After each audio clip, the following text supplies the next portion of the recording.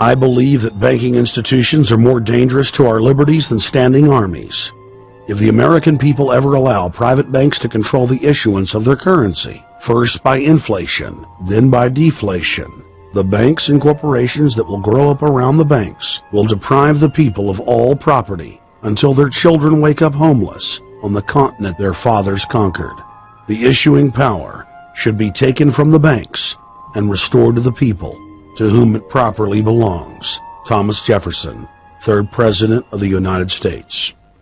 The gap between the very richest and the rest of us is getting bigger. Why? A common belief is that it's good for us all if a small group of people earn an enormous amount of money. The theory is that their wealth trickles down to the rest of us. But this is a myth.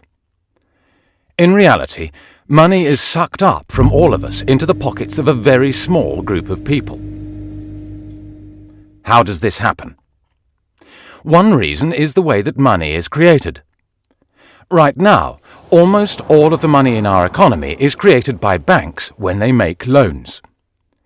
Now, most people assume that when banks make loans, they're lending out someone else's savings. But they're not. Right now, we're going to talk about how banks create money out of thin air. Whoa! Private banks create money out of nothing and lend it at interest. Banks create money out of nothing through the process of credit creation. If an accountant creates money out of nothing in the company accounts, it's called cooking the books. But if a bank does it, it's perfectly legal. And so long as you allow fraud to be legalized, then all kinds of problems are going to pop up in the economic system, which you can't do anything about. You're going to say, well, we don't want to change the system. We're making so much money out of it. What we have to do is, A, try and convince the people that it's their fault.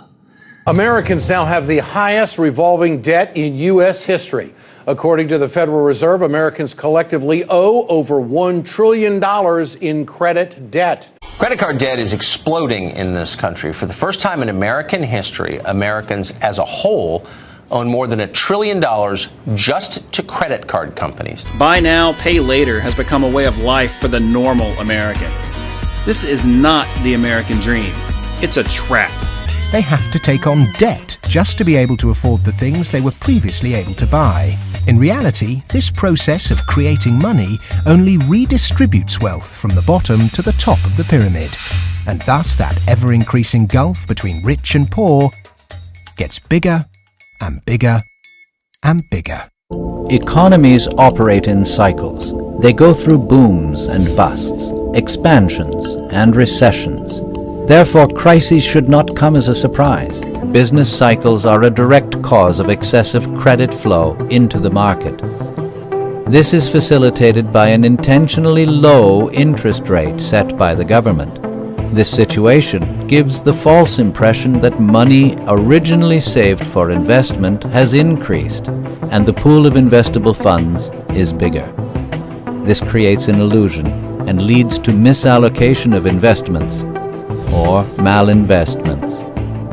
Credit inflation is a distortion of what is actually available to support current production and consumption levels. That is why a correction is inevitable.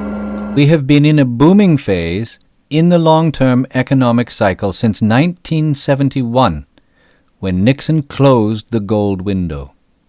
But we are reaching the boom phase of this long-term cycle, meaning we are approaching a devastating bust. Yeah. The question is, how much longer will the rest of the world throw good money after bad because they don't want to admit the mistakes that they've made? We are headed into a massive recession. Trump bought the economy some time with the tax cuts, but all it's doing is pushing off the day of reckoning. We had to borrow a lot of money to finance those tax cuts, despite what Donald Trump is saying. The trade deficit now is running at a 10-year high. But isn't that a function, Peter, of people having more money in their pocket and they are buying more product, whether it's foreign or made here? They're buying more imported products, but where's the money come from? It's coming from debt. But it doesn't happen in a day. And Stuart, when I said it's going to be the biggest market downturn in my lifetime, I mean, that's not so strange to me. 2008, we had a problem because of too much debt. Stuart, as you well know, the debt has skyrocketed since 2008. Yep. So when I say it's going to be worse than my lifetime, How could it not be? And those things, most of the time, not all the time, are unforeseen or uncontrolled. It leaves them in a position where only one incident, whether it's a job loss, a divorce, an illness, can push them right over the edge. You actually think you're going to take on a multi-billion-dollar company who studies your behavior more than you study your behavior? Think about it. Did you know the credit card is the most aggressively marketed product in the history of humankind? Why? Because I start understanding that behavior affects your ability to build wealth more than all your little math tricks you think you see all the variables on.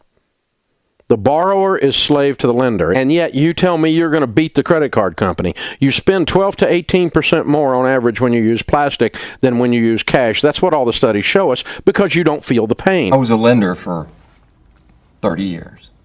When you make a loan, you deposit that loan into the borrower's checking account. That's new money in the system. And that new money in the system is what creates a boom. A lot of lending creates a large boom. We think one of the things that has to be addressed are those private debt levels. One thing to consider there is debt restructuring or debt forgiveness. And the ancient word for that is jubilee. We don't think that financial crises can be avoided.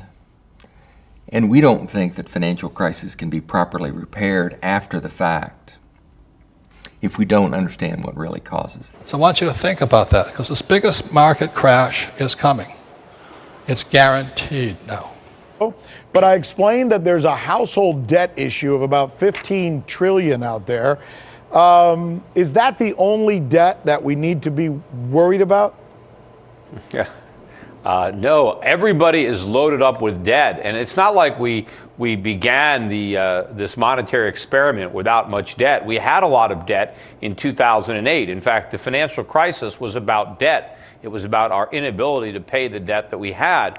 But instead of addressing the problem and allowing debt to be paid down, the Federal Reserve led us down the primrose path into much deeper debt. In fact, because we kept it going so long, the collapse is going to be that much bigger. I mean, the sooner we face that reality, the better, but no politician wants to face that reality. Right. I mean, they want to pretend everything is great. Right, of course.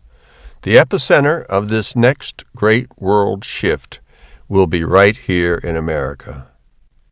In fact, we've recently passed what I believe to be the point of no return, which means that a crisis is now inevitable and unstoppable.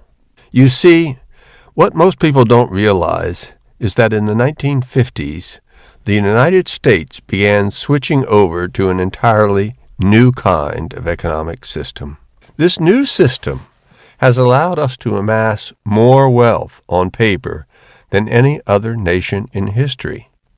Despite the collapse of our industrial sector in the 70s, despite our manufacturing base moving overseas, resulting in lost jobs and broken towns all over America, despite 2 major market crashes in just 15 years, the new system made our economy what it is.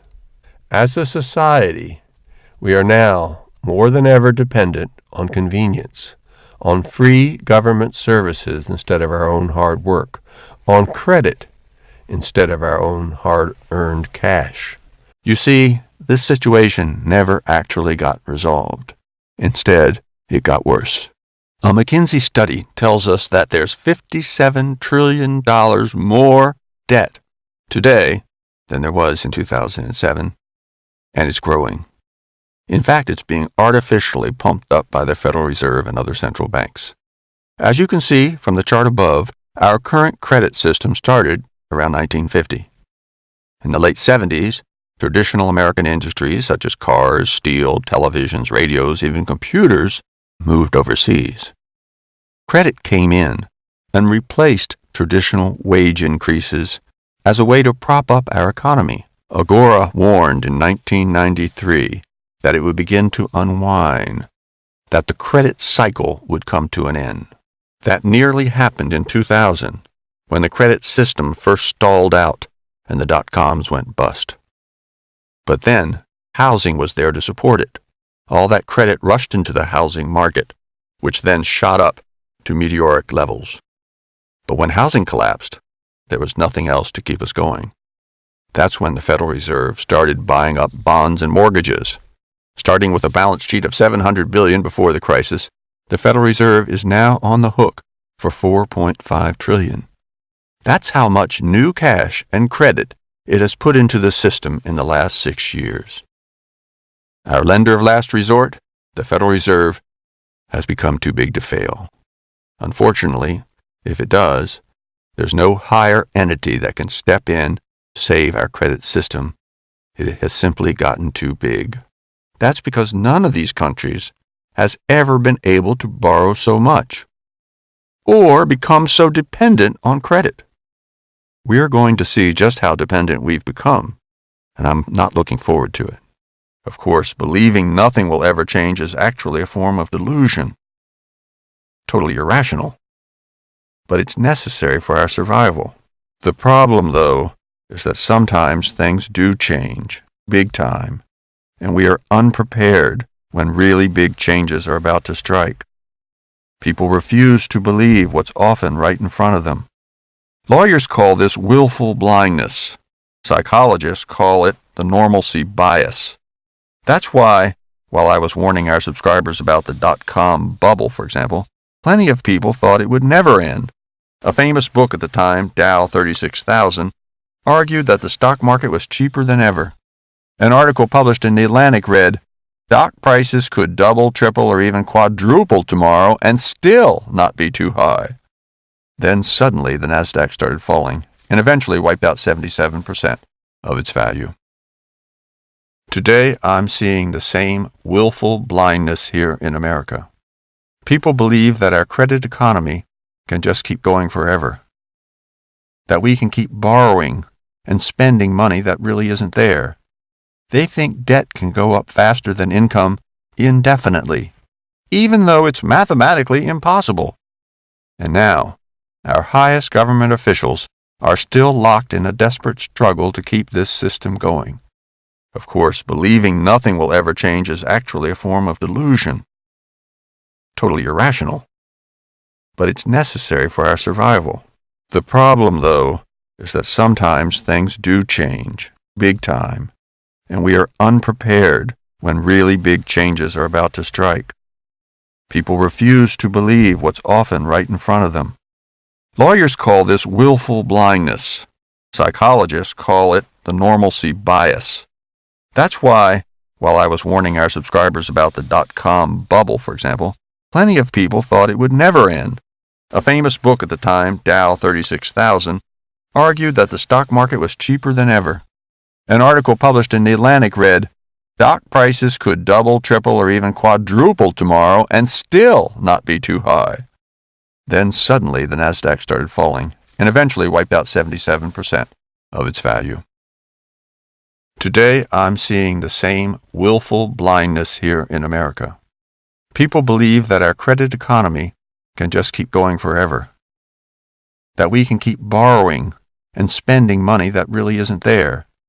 They think debt can go up faster than income indefinitely, even though it's mathematically impossible. Credit is not real money. It's just the flip side of debt. You run up too much debt, and you go broke. And many, many Americans are about to learn this eternal truth the hard way. We can't build the biggest credit system in world history and expect it to stay standing forever. This is going to be a sequel to 2008. And like all sequels, it's going to be bad. This one is going to have an even worse ending than the last one because it's not going to end with a dollar rally and a sell-off in gold. It's going to end with the opposite. Gold is going to take off and the dollar is going to collapse, and the inflationary recession that is going to follow the bursting of this bubble is going to be far more disruptive and painful for the average American. You know, back in 2008, one of the reasons the dollar had been so weak was because we had large budget deficits and large trade deficits, and people were smart enough to realize that was a problem. Well, today we have even bigger budget deficits and even bigger trade deficits, and nobody thinks it's a problem at all. In fact, they think it's good for the dollar. Which we have to do something about, or we can't solve the problem. And the longer we wait, the worse the problem gets. So it's prudent to act sooner rather than later, because time is working against us.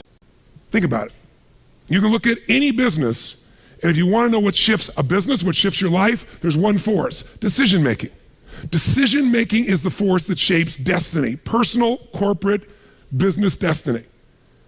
How many of you can think of decisions that you made years ago, 1 or 2 decisions, 5, 10, 15 years ago, that decision, you may not have realized it at the time, but that decision was one of the most important decisions of your life. If you'd made a different decision there, you'd gone a different direction, your life would be completely different today. Who can relate to this in their life? Say I. The secret then is getting darn good at making more effective decisions. But most people don't have the guts to make the tough decisions because they want to make the right decision, so they make no decision. And that's a decision. Isn't it true? And what happens is the world takes them over. So decision making is the power.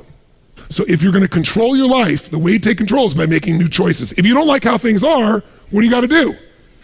Change it. And to change it, you have to make a decision.